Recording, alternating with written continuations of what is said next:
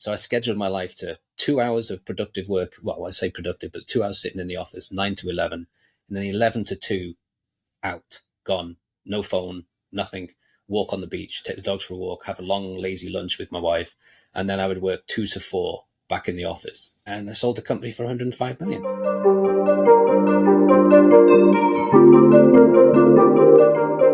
Welcome back to the You Can Too podcast. On today's show, we have Trevor Blake on the show. He is a multiple best-selling author. He started his first business at the age of 43, went on to sell 3 of his businesses for over $300 million with 0 employees and not working more than 5 hours a day. And as we were just speaking about before this, disrupting the self-help industry. And I'm grateful for your time. I'm excited to dive into your story. And I'd love to start early on in your journey. I mean, for the first 7 years of your life, you were evicted 3 times. And I'd love to know, what were some of the pivotal moments in your life, in your childhood, that kind of shaped the person I'm speaking to today?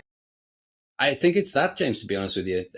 So, you know, when you read it out like that, or when you say like you're evicted, people go, "Oh, that's awful, that's terrible." But as a kid, it was just adventure. It was just so much fun. It's like, what? We don't have to live here now. We're going here. Oh, we can't live here. We go there. So it was a complete adventure to me, and I think it kind of made me have that wanderlust to there's so much more in life than, if we hadn't been evicted, we'd have lived in the same place all the time, probably for the next 20 years, and I wouldn't have discovered anything new. So I think it was the third time we were evicted. I can't remember. It was But the third time, fourth time, we were evicted from the inner city, where my life was basically concrete dust, and it was kind of grubby. And we went to the country, and we escaped, and we hid in the country. And it was, for me, it was like Chronicles of Narnia. It was like stepping through the back of the wardrobe in Lion Witch and the Wardrobe. Just this amazing life where suddenly I was surrounded by trees and grass and cows that I thought were dogs. I thought they were just massive dogs. I had never seen a cow before in my life, and to suddenly be exposed to this other world, to me, was magical. And I think it did something to me whereby I always want to keep exposing myself to something new. Have new experiences. I'm up there in years now, gray hair and everything, but I'm like a kid still, and I'm still kind of evicting myself from company to company to company. So I'll build a company, and then I'll exit because I get bored, and then I'll start another one, and another experience, another industry. So things that happen to us when we're kids probably are the best things that happen to us, even though at the time you have a choice to decide, is it a good thing or a bad thing. But for me, that was all good, all good. Yeah, I think the perspective that you took on it is what's allowed you to propel in so many, in every industry that you've been in, is you've taken that perspective. But I think for so many people, they would see that as through a much different lens. And your mom too, she lived 7 years longer than she was supposed to. So that instilled a lot in you. She was a big inspiration for you in your life. What were some other, I know Madam C.J. Walker was also one. Why were biographies so important to you? What did they instill within you? So, so in the front of our heads here, we have a thing called mirror neurons, and there's only humans and one species of primates that have these mirror neurons, and they allow us to observe other people's behavior and learn from it without having to go through the same experience. Now, you compare that. I worked on a farm for many years, and so I watched sheep, and I used to think sheep were stupid, but now I know they did the things they did because they don't have these mirror neurons. So you watch a sheep go through a fence and fall off into a ditch, and you'd think the other sheep would get together in a group and say, "Did you see that? We're not going to do that." But no, they don't have the mirror neurons. So they'll, one after the other, they'd go through the same gap in the fence and fall into a ditch. And I couldn't figure that out until I was much older. So the benefit of biographies is that we have the ability to read these amazing stories, these inspiring, gifted lives that these people had lived. After overcoming incredible adversity, we don't have to have the adversity. We can just say, okay, I'll pick that good behavior, I'll pick that habit, I'll do it that way, and we can have an easier life. So for me, the mirror neurons are the secret, and that's why biographies are so important. But you touched on something else. So you mentioned my mother was an amazing spirit, incredibly. Through her eyes, I got to see what indefatigable meant. Like she looked up at God and she said, "You don't tell me when to die. I'll decide." And she's supposed to be dead when I was 7 when I found out. She's supposed to be dead when I was 7.5. And she lived till I was 21 and didn't die until she introduced me to my wife, and an incredibly inspiring woman. But that pattern of feminine energy has been all through my life. And I credit that with me being a successful entrepreneur. It's because I was surrounded by amazing women. So my mother was an incredibly inspirational woman. That story is in my first book, 3 Simple Steps. And you don't have to read the book, just read the first chapter, which is about my mom. I think it's free online, so you can read that. And it's just an incredible story. And then she introduced me to my wife. My wife was this amazing, inspiring woman who, you know, basically coached me for 40 years. And so my businesses were really tapped into that feminine energy. I tried to get the balance of male female right, and I also tried to get in my own head the balance of feminine masculine energy right. So I started to trust my intuition more than I probably would have done if I hadn't been surrounded by these people. And then after my wife died in 2020, you know, a year and a half later, I met Jess, who's a world-renowned writer, illustrator, and the same thing. She just inspires me to want to be better today than I was yesterday, and that's a priceless thing. So I've just been very lucky to be surrounded by incredibly powerful feminine energy and tapping into that. I tap into that with my companies. So you know, there's time for analysis, but there's also time for intuition, and there's time for supervision, and there's time for trust. And so getting that balance has been, you know, my trevorgblake.com is all about success with balance, and that's kind of what I'm trying to get to. Is like, if as a man I can tap into my feminine side, I'm going to do better, and if as a woman I can tap into some of my male energy, probably going to do better in business. Yeah, I think the idea of balance in itself is something that a lot of people have thrown out the window, like it's not a possibility. And to hear you talk about balance, to hear you talk about intuition, I know nature's a big aspect of it. Like, what can help someone get more in touch with their intuition? Because I find it is something that is so powerful. You can't see it, but it's something that will genuinely change the way that you live life. So there are a number of tools and techniques so I have on trevorgblake.com. I have uh, I'll call it a course. It's really an experience. It's called the Transformation Experience, and it goes from start. So it takes 30 to 40 days to get through it, and in the middle section is all about how to connect. So how to connect with everything in the universe is energy. I'm a physicist, so I think of things in a scientific way. So everything in the universe is made of energy, and so when we tap into our intuition, what we're really doing is tapping into the energy of the universe. And it's not as new age or woo woo as people think it is. It's quite a scientific process. When we get it right, we have this incredible sense of peace, this sense of calm. And so people ask me, okay, how do I know it's my intuition? And I always say, look for that emotion that's, even though the world around you is on fire, even though everyone tells you you're crazy, it still feels calm. And when you know that, you've tapped into your intuition, you know this is the right direction to go in, this is the right decision to make.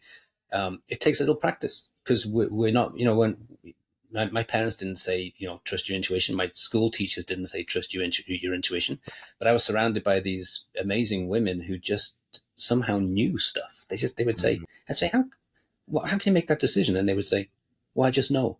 I said, how can you just know? You've never met this guy. How can you say this guy's no good? He's not good for me. I just know. And I was always fascinated by that. But because I'm a scientist mentality, I wanted to know how and why that works. And so I figured it out over many, many years. I've done the work for all of you. You don't have to do it. But there's certain tools and techniques that can allow you to kind of feel that more than you would do without the tools and techniques, but also connect it deeper. So like you meant, you know, getting into nature is really important. Finding a form of meditation that suits you is Mhm. really helpful. And all the biographies I've read, even though they didn't use the word meditation, they all had a form of meditation. And I was blown away by that when I was a kid, when I was reading these biographies. I used to think, if it works for them, it's got to work for me. So I just do it. And I would find, well, suddenly I have all these thoughts and all these ideas. Everyone tells me I'm crazy, but it feels right. I'm going to do it. And it always worked out. When you say meditation, does that mean the same thing as visualization from your perspective? No, completely different process, to be honest, James. Um, you know, the health benefits and the mental benefits of a form of meditation are well known. But meditation is like a group word. It's a bit like saying sports. Hmm. So if you've just arrived from Mars, and James, and you say to me, okay, Trevor, you know, tell me about sports, I'd probably show you a game of soccer because I'm a soccer fan, Yep. and I might take you onto a pitch and we kick a ball around and say that's sport.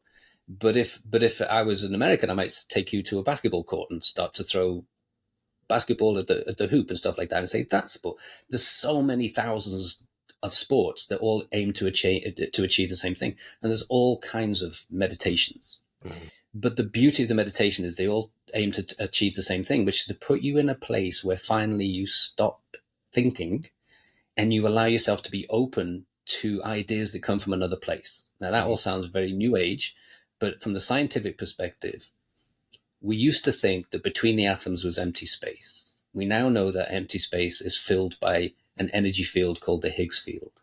And so when we get really peaceful, when we get really calm and really quiet, just sit in a chair for 20 minutes. That's all you have to do. You don't have to put on a purple gown and sit on a pointy rock or anything. You just sit in a chair for 20 minutes once a day and allow yourself to connect through this field of energy, and you'll connect with all kinds of information that you wouldn't be able to connect to otherwise.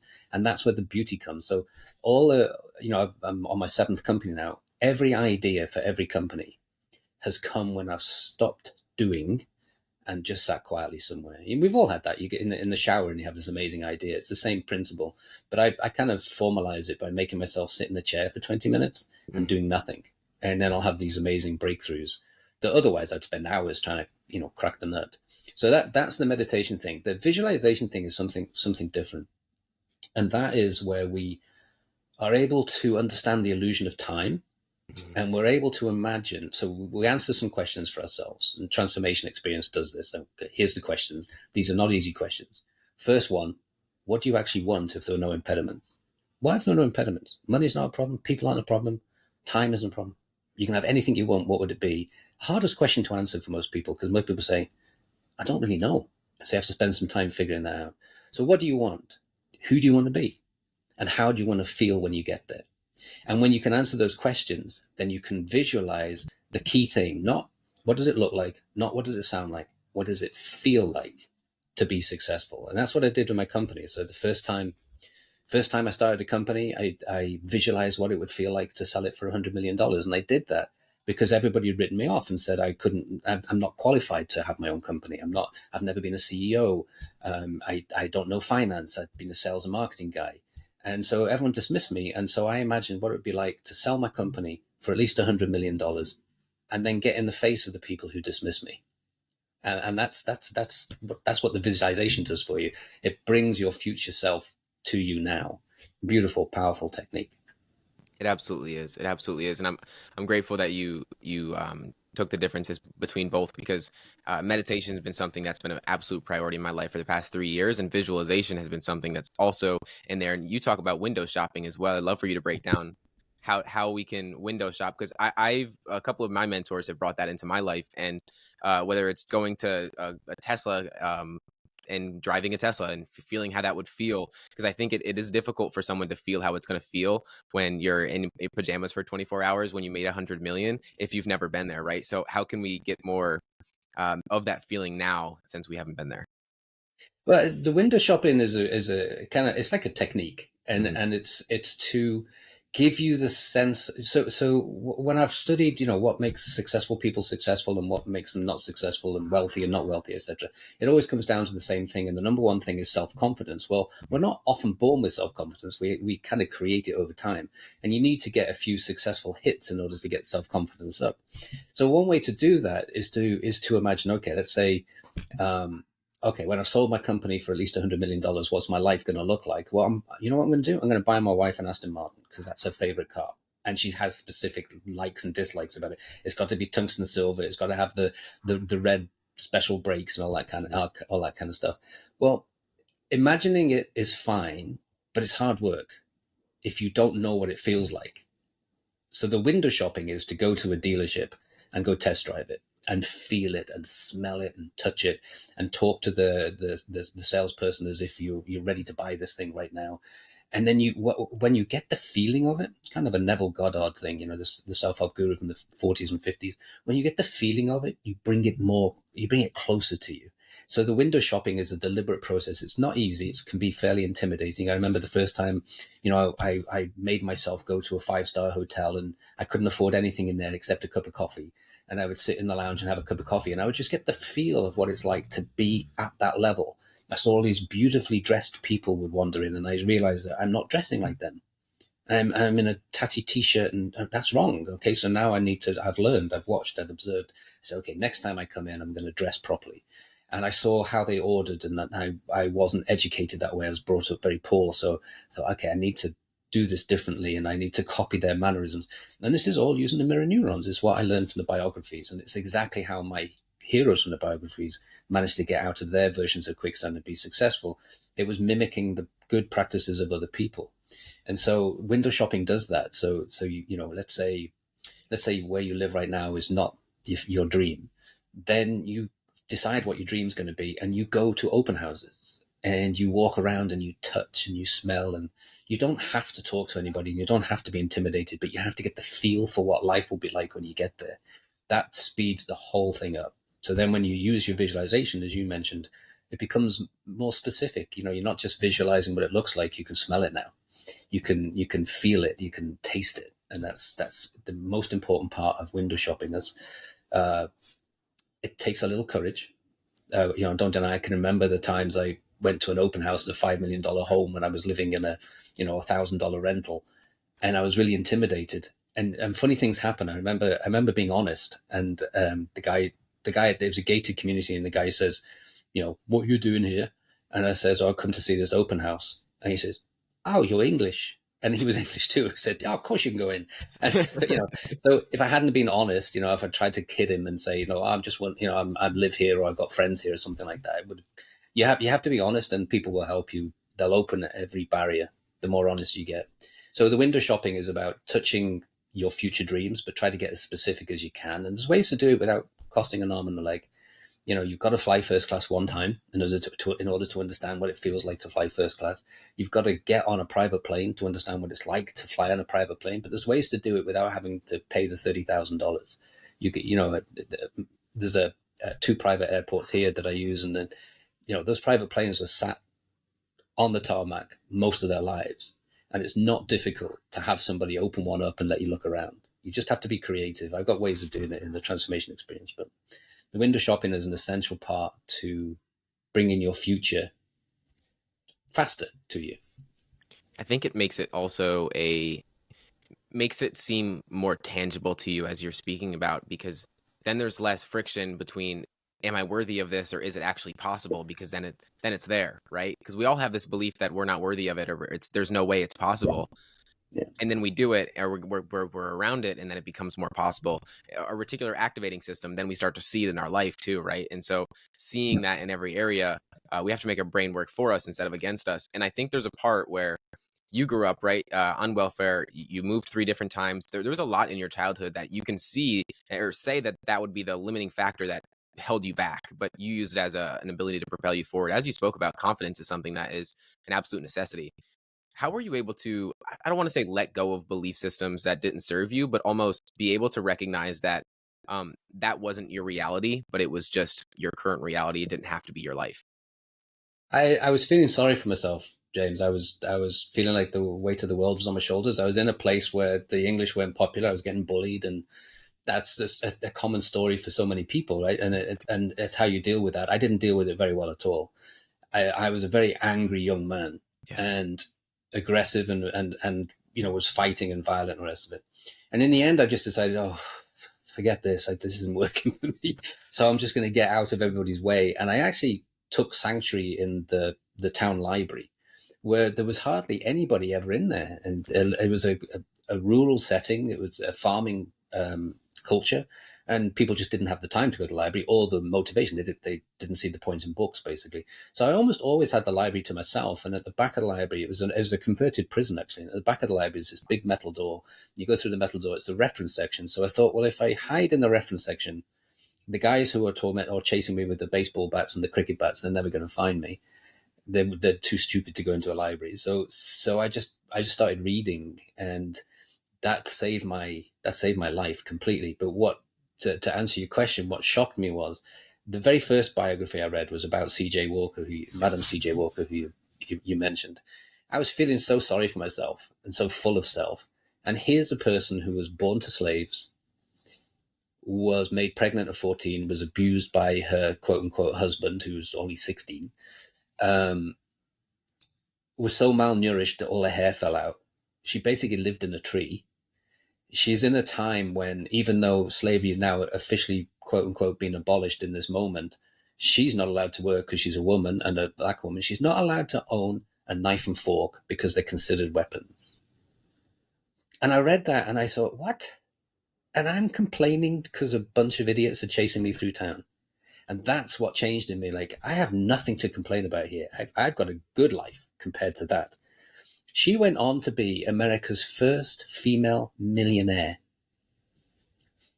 It was an astonishing story, and it blew my mind. And then, I would, if I was her, I probably would have just celebrated and gone to the equivalent of Vegas in those days or something. But no, she used her wealth and fame to change politics, to change lynching laws, to have a big effect. Not only did she have an amazing impact by leading by example, but she had an impact actually on the culture and society of the time. Think stories like that just astonished me, and I thought, okay, no more complaining, no more whining. I need to get on with this, and I basically copied her ideas. What she did, I thought, well, if it worked in that situation, it's got to work for me. And that's really what I did. And I started to change my pattern of behavior. So previously, I would walk from our home, there's a derelict farmhouse, down the lanes to the school bus with my siblings, my brother and sister. We were only separated by 18 months on either side. And this time I started letting them go down the lanes, and I would walk across the field, and I would practice the things I'd learned in the book, the biographies, like Madam C.J. Walker, the way she thought and the affirmations she used, and I'd do them for me. And my whole life changed. And I went from being an okay student to being a great student, to achieving everything I wanted to achieve at school, including in sports. But also I kind of, just by doing that, my confidence came up, and I realized that I was now free from the opinions of other people. I don't care what people think about me. I don't care if they hate me. I don't care if they want to bully me. Let them do what they want to do. And they stopped because I was giving them no response, and it just went away. And I realized that's exactly what she did. What an inspiration. So stories like that, if anyone's listening to this and wants a really good biography, that's a great one. It's Madam C.J. Walker, and you'll never complain about what's going wrong in your life again. Yeah, I need to read that one myself. Hearing you speak about it plenty of times just inspires me, and it reminds me why I started this podcast, because the You Can Too was hearing inspiring stories from other people and almost affirming to myself that it was a possibility that I could do something extraordinary as well. Um, what were some of the affirmations that you were speaking to yourself? What were some of the things that she implemented that you started implementing in your life that changed? She without knowing the science behind it, she started talking in the present tense and the past tense. So Mm, she wouldn't say, I hope one day to be successful. She would say, I am a successful businesswoman. I am a successful saleswoman. I am this, I am that. And I thought, wow, that's so powerful. That's so amazing and so simple. So I just started doing the same thing. I started to go, I am, I was. When I started my first company, I said, I sold my first company. So my intention was, I sold Qual Medical for at least $100 million. And I just learned that was the most important thing. yeah. And you did it. And you did it. And it's such a profound thing. Would you say that was your first quantum leap in your life? Yeah, learning to talk in present tense and past tense. Yeah, without a doubt, was powerful. I teach that now through the transformation experience, the science of intentions. I call them the P's. So past tense, present tense, powerful. Before something, not against something. She also realized that the more she was against things, the more reasons she had to be against, and so she kind of took the Mother Teresa approach.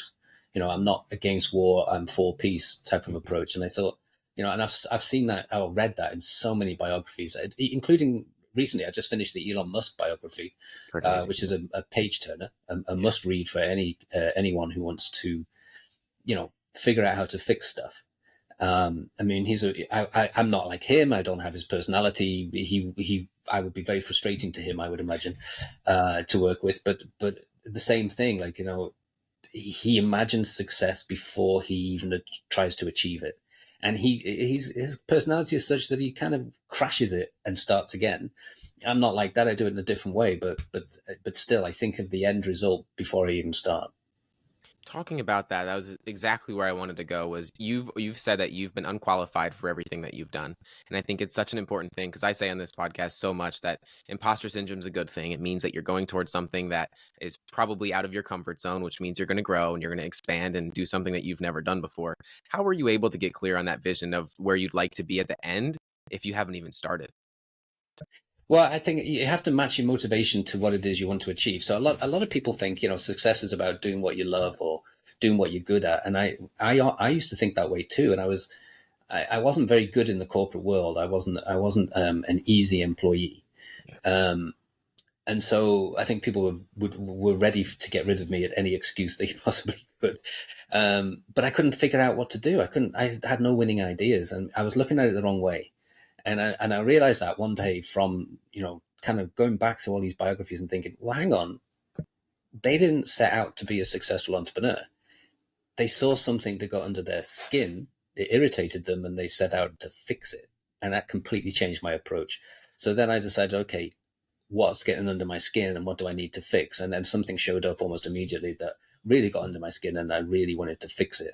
And in that moment, one becomes kind of an entrepreneur. Same like Madam C.J. Walker, she didn't set out her hair fell out. So she used all the local hair tonics, nothing worked. So she developed her own and it worked. So she fixed something and she became an entrepreneur by default. And I think that's talking that way and thinking that way really helps a lot of people, because a lot of us think, okay, what am I good at? What can I crush? What am I going to achieve? According to my skill levels. And the fact is that if we just find something to fix and then we try to fix it, we become an entrepreneur anyway. And most people are really smart. And in fixing things, we suddenly realize, oh, actually, I do have some skills. Because I remember looking at myself thinking, well, what are my skills? And I really didn't have any. I was a sales guy and sales manager, and anyone can be a sales manager. I know that offends people. They think it's a skill, but I could teach anyone to be a sales manager. There's really nothing to it. If you can manage a small group of people, you're fine. You'll do well in anything. And I looked around and, I'm terrible at DIY. I really not very good at gardening. I just couldn't think that. I don't know software. I don't speak multiple languages. So I was thinking, I actually don't have any skills. So what can I do? And then one day this thing presented itself and I thought, okay, I can fix this. I presented it to my boss. He said he would present it to the board. I don't think he ever did, but it got rejected 3 times. And that got under my skin. And I said, okay, I'm going to fix this. So I went and did it myself. And that was my first company. So my motivation was really, the motivation is really important. Why are you fixing something? And, there's no judgment on motivation. It could be to make an impact. It could be, to get rich. In my case, it was to prove somebody wrong because he told me I'd never make it. And I couldn't wait. That's why I set the target of 100 million. I have sold Qual Medical for at least $100 million because that was kind of a magic number in our industry. And I couldn't wait for the day when I would get in front of his face and say, told you so. And I did get the opportunity and I turned it down because I'd done it anyway.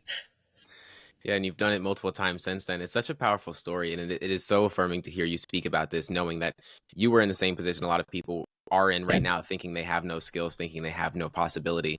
What would you say is the difference between setting goals and setting intentions? Well, completely different worlds, first of all. So they get muddied by a lot of the self-help books that are out there that kind of frustrate me a little bit. The reason I'm having this conversation with you, the reason I'm even in trevorgblake.com is because I'm fixing something. Oh, yeah. So I've read everything I think that's out there, every self-help book, and I like them. They make me feel great. They make me feel good about my life, but nothing changes from them. There's no tools and techniques. I finish a book and think, well, what do I do now? And so I want to fix that. So the authenticity is missing because most of those books and things are written by people whose only success is the book itself. It got on Oprah or something like that. So I've kind of put myself in a position where I want to fix that. So I want the authenticity to be upfront. I want the tools and techniques to be relevant based upon science. So everybody can, it doesn't matter who you are away from, you can take a tool and you can use it and it'll work and you don't have to believe in it.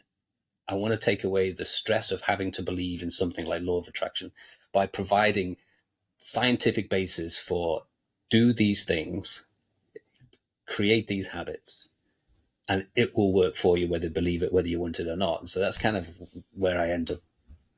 When you Us even having this conversation, to be honest with you. Yeah, yeah, absolutely. And like I said before this, like I'm so grateful for it because it's such a different perspective than most people are providing, and we need a different perspective to get different results. And you say you have a background in physics, right? And everything is energy. How can we use like your knowledge in physics to our benefit? Like what's taken you a long time to learn that maybe we can get a shortcut to? Yeah, well, the thing is the shortcut, so you don't have to go through my journey to figure all this stuff out. So I've always been really curious. I want to know how and why things work, and how and why things don't work. So, in self-help and personal development, the frustration of things. For a moment I feel good, and then 2 days later I'm back where I was. I want to figure out why that is the way it is.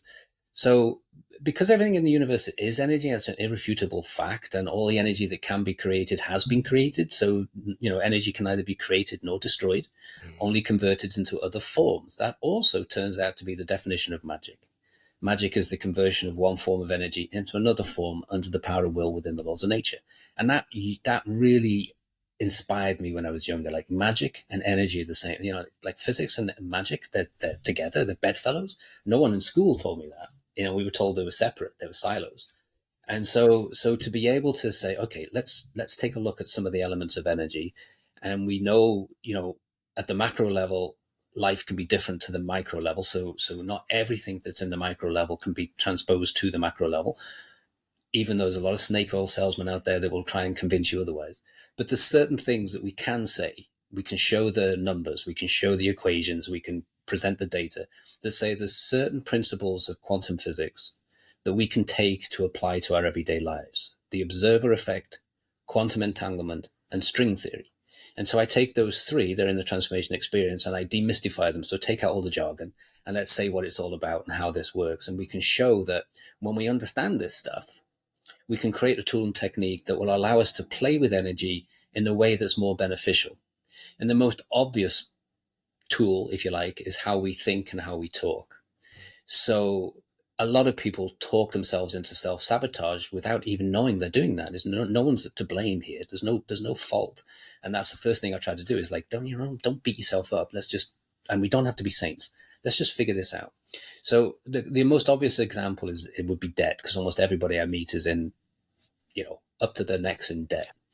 And a lot of people will get their credit card statement online or in the mail, and immediately the stomach clenches and they go, "Oh my God, what have I done? I got myself into such a hole. How am I going to get out?" And the unfortunate thing about thoughts is the actual energy. So thoughts are caused by a neurochemical reaction. We can measure the electric charge in it now. It goes out into the universe as energy, comes back as a material equivalent. So every time we think about debt and use the word debt and get that emotion of what a fool I've been to get into debt, we create the conditions of getting more of the same. And Wayne Dyer, who's a self-help guru, he used to say the same thing. The more you don't want something, the more you get what you don't want. And people couldn't really understand what he was talking about, and he didn't understand the physics behind it, but he was quite correct. Like the more you think about what you don't have, the more you get more of what you don't have. And so it's like a downward spiral. So a very simple change is to think about, okay, I'll reframe that thought. I've just had the thought of, oh my God, I'm in debt.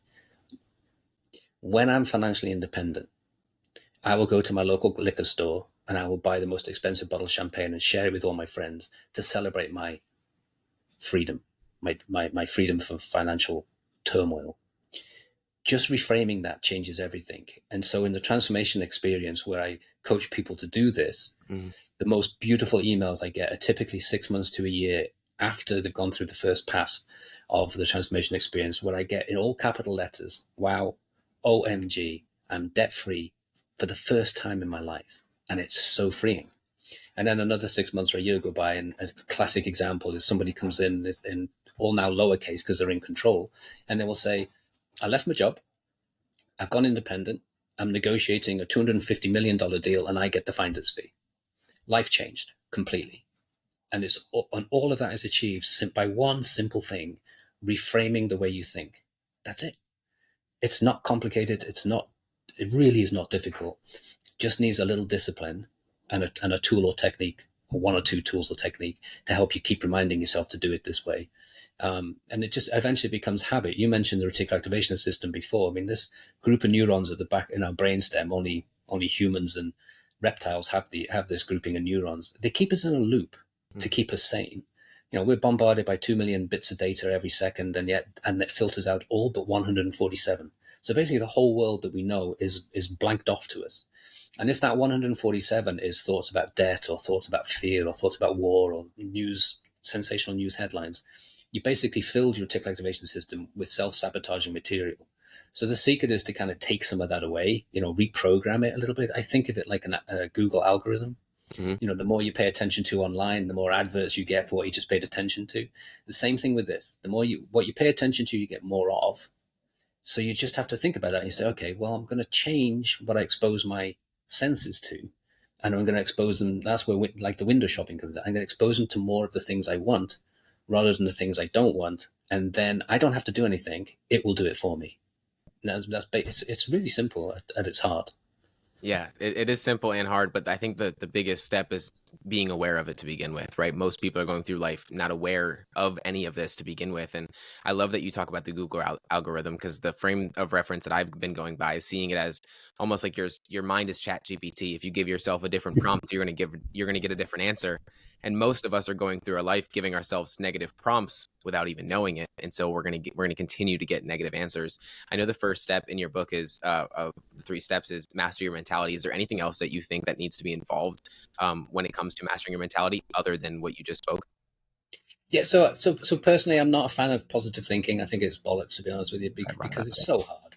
I mean, it's exhausting, and I can't do it. If you see, a grizzly bear running towards you, if you stand up and say, "I need to have a positive thought now," well, you're dead, right?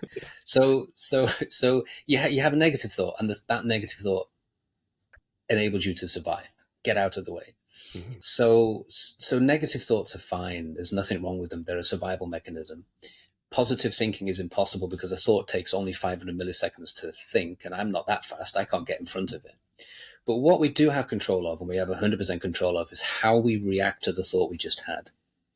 So it's okay for me to, and I'm no different to anyone else. I'm full of self doubt, full of fear, full of all the frailties and all the flaws that everybody else is. It's one of the things that annoys me about self-help gurus is they kind of make themselves seem like saints. We're all messed up, and that's okay. It's part of being human. Nothing wrong with that.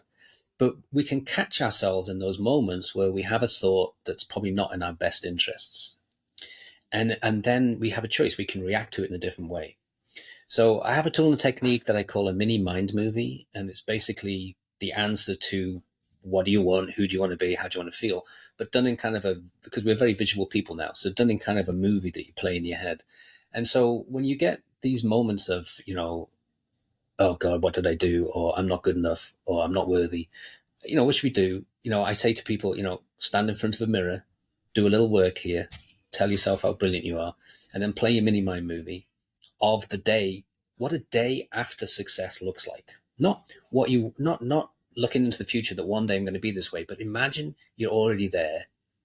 And how's your day going? You're already financially independent. You're living in a beachfront cottage in a Emerald Bay in Southern California or something. You've got your brand new Aston Martin on the driveway there. How does that feel? And you play that every time you get these fearful thoughts, which is very common and very normal. And it sustains us, and it keeps us moving in the right direction, the direction to success with balance, which is what it's all about. And I do this all the time, and I still do it today. I just was at this last weekend. I was up in San Francisco to meet some investors who thought my idea was crazy and rejected it out of hand, and were very rude and not appreciative of the hotel I put them up in and the meal I'd paid for and everything like that. And all through that conversation, I kept playing my mini mind movie. And at the end of the conversation, they started to come around. They started to, this guy's not crazy. Maybe he's got something. We'll look into it and all this. But if I didn't have that tool and technique, it would have been very easy for me to have all the negative thoughts in my head while we're eating. Like, I am crazy. They're right. What am I doing? This is mad. And so we just have to catch ourselves in that sort of spiral of unworthiness thoughts, and then stop ourselves, play our mini mind movie magic.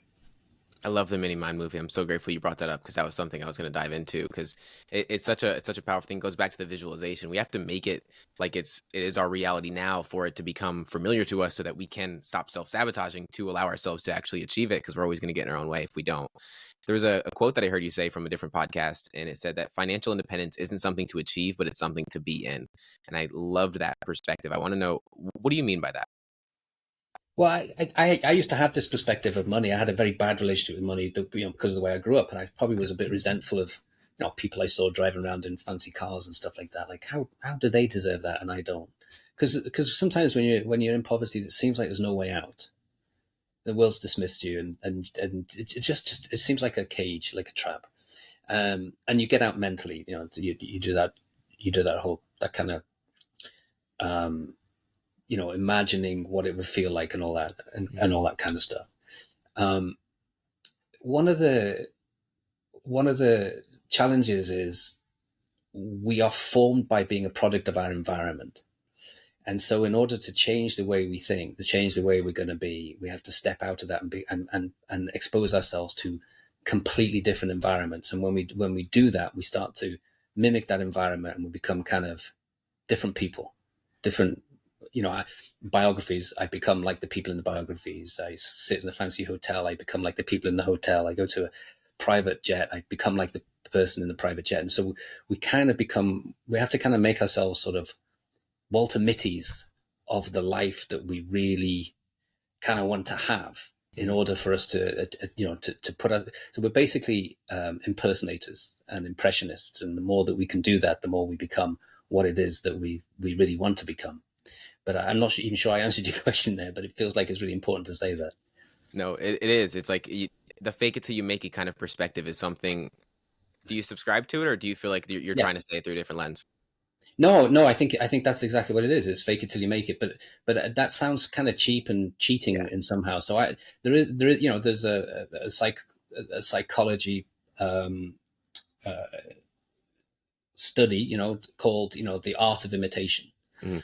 And so that's how we use our mirror neurons. So it's the art of imitation. We kind of we try to if we start to imitate the people we would like to be like, and the places we'd like to be in, and the things we'd like to do, then eventually we become those things, because everything's energy, and we're complete illusions. Our bodies are illusion, our minds are illusions, the whole life is an illusion. So we can make it anything that we want it to, that we want it to be. Yeah, it seems as though a lot of people go through life based on unconscious beliefs about themselves and about the world that just doesn't serve them. And we've spoken a lot about this through the Mind movie and window shopping and everything else. Is there anything that you feel people need to know about unlearning those beliefs, if that makes sense? Yeah, so there's an unraveling process for sure, and so the transformation experience will take people through that unraveling process, and people get frustrated by it because they'll say, okay, I get this now.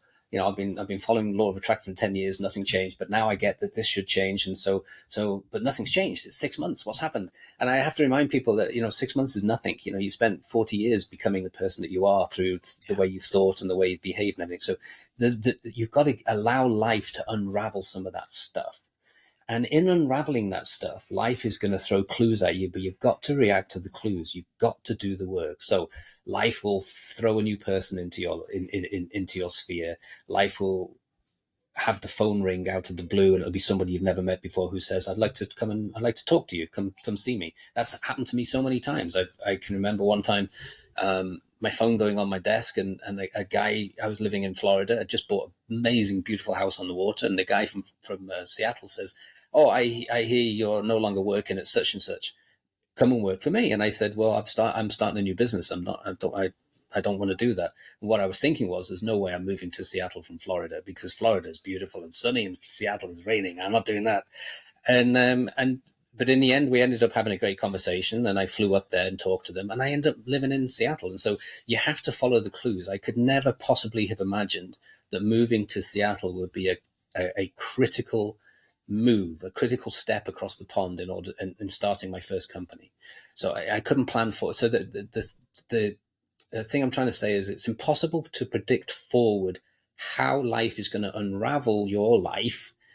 I call so I'm saying life. You can call it whatever you want, but how the world, the life, the universe, the energy, how it's going to unravel where you are right now, in order to put you into a position to experience your dreams. But when you experience the dream, you can look back and you go, oh, I get it now.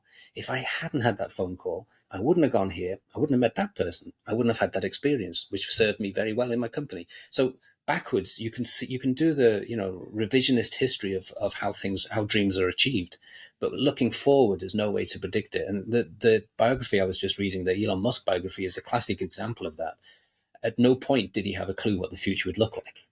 But once he gets to this point of success and he looks back, you can see through this biography exactly how the pieces fitted together. And the fuel behind it was his refusal to give in, refusal to give up, and to achieve what he felt was his dream in his mind for humanity. But overcoming all kinds of crazy situations and adversities that you couldn't looking forward, you couldn't see how any of those could be solved. But looking back, you can see exactly how it all worked out perfectly, Yeah. almost like a screenplay. You can always connect the dots backwards, but you can't connect them forwards, and No. that's really it. I know you started your first company with $200, and you obviously exited at over 100 million. When you're in nature and you allow those ideas to come to you, what is it that gives you the intuition to know that this is the thing that I should go towards? Like, how do you get um, that intuition, if that makes sense? So you look for a particular emotion, and the emotion is complete calmness. So a lot of people, think that the world exists in the brains, and other people would say it's in the heart, and some would say in the solar plexus. The truth is that the heart sends more messages to the brain than the other way around, and the solar plexus send more messages to the brain and the heart than both together send the other direction. So these nerve centers, our heart and our solar plexus, are as much, if not more important than the brain. But when you get them working together, I call this the torso wand. So when you get the torso wand in tune, and there's some tools and techniques to do that, but when you get it in tune, you'll get to this point where you have this crazy idea. The world's going to call you crazy, and everyone's going to dismiss you, and everyone's going to reject it, and it seems impossible. And in the moment that you have that thought that this is going to be so much work, and it's going to be so overwhelming, and I'm going to have so much doubt, and I'm going to have to put myself in a position I probably don't want to be in. I'm going to have to move. I'm going to have to do all these kind of things, but it feels calm. And if that emotion, no matter how crazy it is, no matter how chaotic the world is around you, if you feel that sense, that peace that passeth all understanding is in almost every religion, because it's ancient text, predates religion. If you can get to that point of peace passeth all understanding, meaning that, yes, it's crazy, but I feel really calm in modern terminology, that's your intuition. And that's what you look for.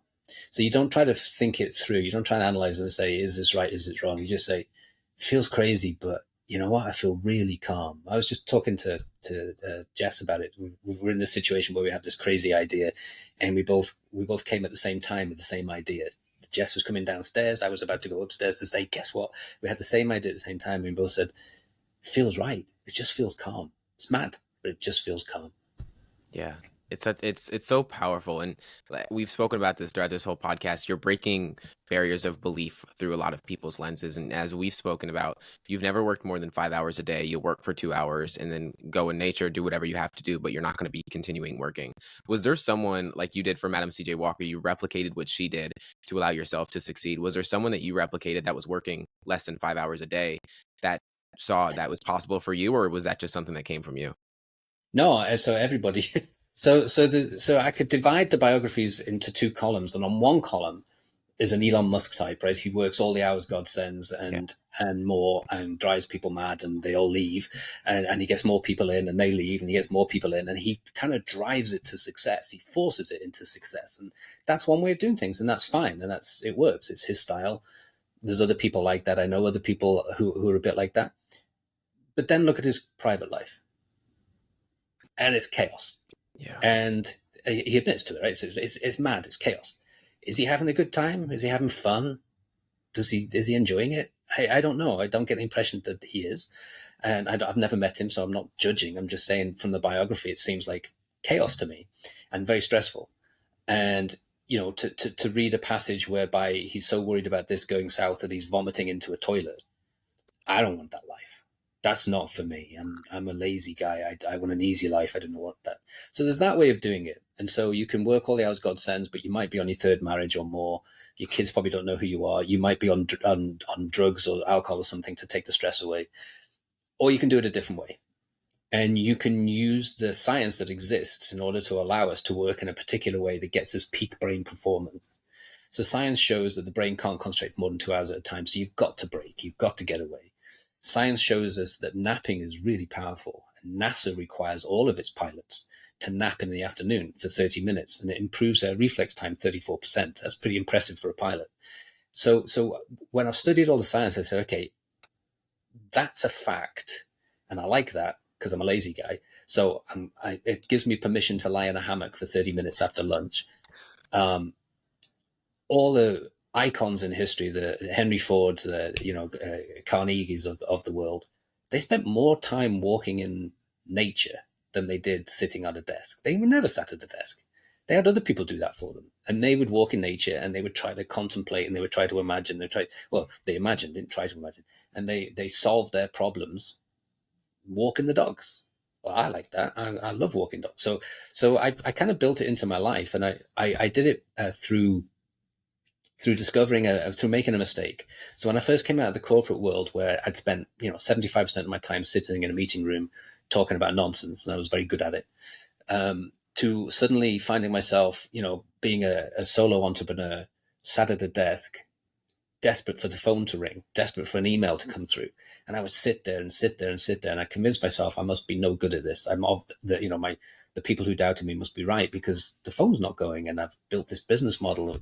Surely there's got to be problems for me to solve. And there weren't any. And so I suddenly realized I'm going to get burned out really quickly. So I started to pick the pieces from the biographies and the studies and said, okay, I'm going to schedule my life this way.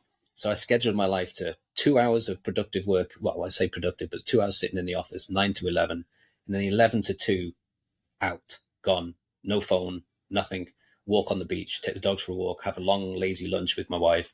And then I would work 2 to 4 back in the office. And I sold the company for 105 million. So I thought, okay, why change that?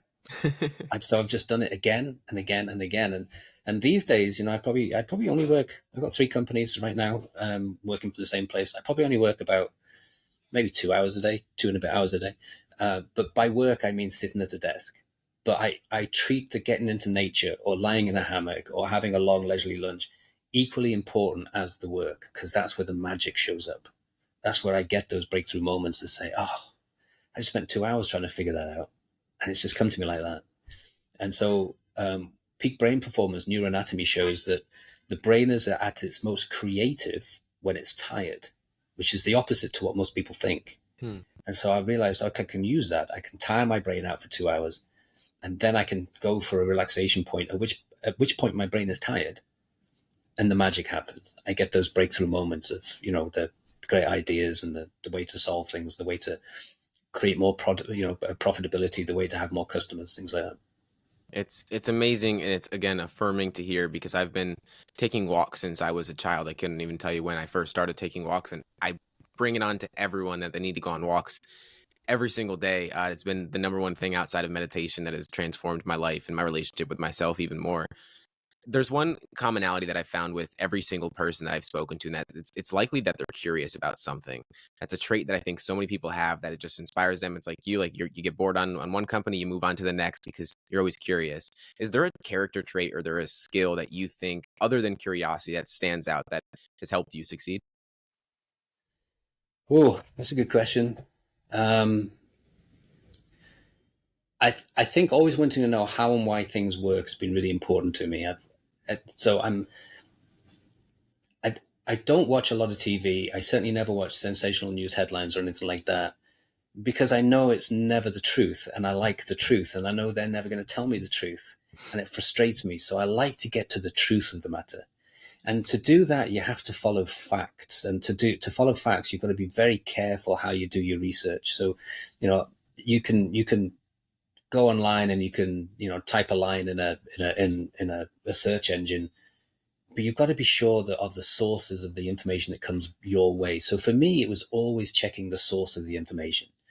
Does the person here who's telling me this, can they back it up with life experience, with skill, with knowledge, or not? And invariably, it's not. So for me, one of the things I would say to anyone who's who wants to take a bit more control over their life experiences, check out the background of the person who's providing the message really carefully, including me, including you, right? Check for authenticity, check for experience, check everything. Because why would you let the information into your head if it's just some guy who's come out with an idea who thinks this is a good idea, I'll write about this. Oh, and I happen to know Oprah Winfrey, and I have a spare $100,000 I can pay to get on the Oprah Winfrey show, or I have $150,000 to buy New York Times bestseller status. It's purchasable. Everyone purchases. All the big companies purchase that title. It's not about how many books you sell. It's about selling so many books in each state. Then you get New York Times bestseller status. I knew that when I launched my first book, Three Simple Steps, and I refused to play that game. I was offered the chance. A company called RSI offered me the chance to pay them a sum of money and they get me New York Times bestseller status. So I thought, how can I play the game or game the system a little bit? So I gave a copy of Three Simple Steps away to all 16,000 US libraries. It cost me probably about the same amount of money, but it felt like a more authentic way of doing things. And so if you were to check my background, you'd see that I gave away a free copy to every library in the United States, and that gives authenticity to it. I didn't give $130,000 to a company in New York who could get me the status. So check very, very carefully, because sadly, so many of the people who are behind the great messages that everyone's following, and their lives and their lifestyle don't stand up to the product. Classic example would be Think and Grow Rich with Napoleon Hill. Those people who've read Three Simple Steps know I've revealed that story of exactly who he was. He died penniless, and yet that book sold 70 million copies. 70 million copies. His second book was called How to Find and Keep Your Soulmate, and it was published on the day that he got divorced. That should tell you everything, right? Right. So check the background of the people who are providing the message, no matter what the media is or the format is. Check their background really carefully and get confident that they know what they're talking about before you'll accept the message. Because I meet so many people who spend a fortune going from webinar to weekend seminar to buy this book, to do that course. And they get a serotonin high for a few days, and then they come down and they go and do it again. And the reason is that the people who are, you can be a life coach now. You can get a certificate just for walking on coals. I mean, it's mad. It's absolute madness. So I'm trying to fix it. That's what Trevor G. Blake is about. It's about trying to fix that lack of authenticity, because you can cause so much more damage, or you can have so much more damage caused to your life by accepting the advice of a book that has it won this title, or it has this brand on it, this totem on it. Check the background of the writer, check the background of the speaker, all of them. And if you find out that their doctorate was in chiropractor from the Indian University of Chiropractitioners, which is now defunct and has been closed down by the government for fraud, for selling those certificates, you probably shouldn't follow that person's advice. Yeah.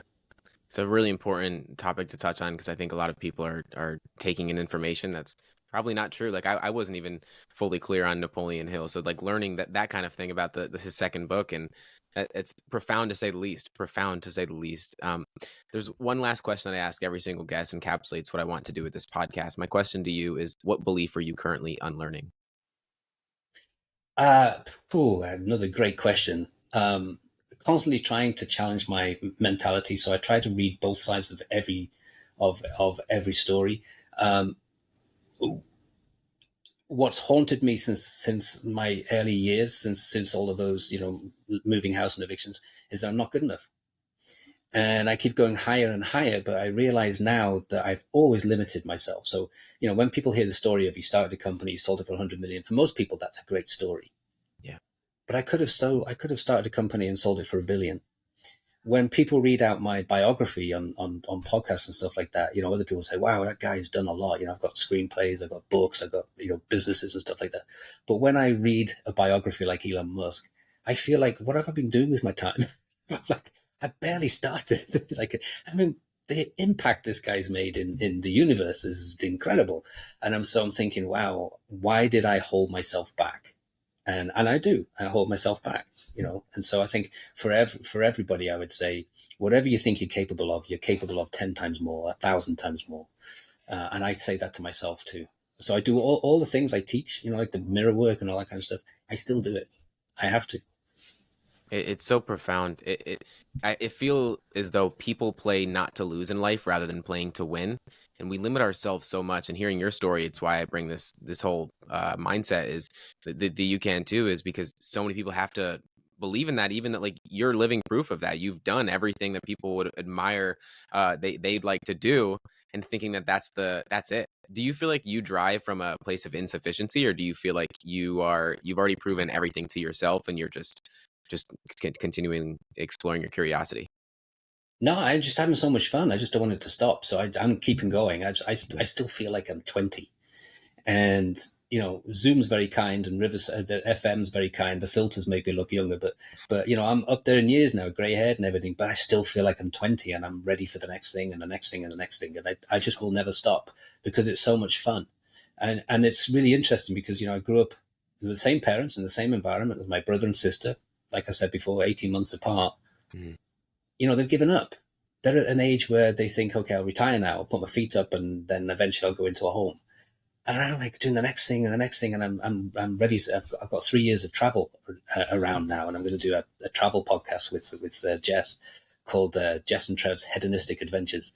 And we're going to sample every country, and but in every possible way, gastronomy, the travel side of it, the adventure side of it, the sex side of it. We're gonna get into the whole how to live, how different cultures live, and do a podcast. Well, that's brilliant, and that kind of keeps me young and keeps me enthusiastic and keeps me going. So, you know, I love it. I love it. You're playing infinite games, and I think that that's the lens that I want to see life through. And thank you so much for your time, and thank you for providing so much value. All of your links will, of course, be in the show notes. But is there anywhere you'd like to direct people? just to trevorgblake.com, everything goes through there. Make sure you put the G in, so trevorgblake.com. G is for George, and there's a bunch of freebies. So even if our paths never cross again, there's a benefit to going there.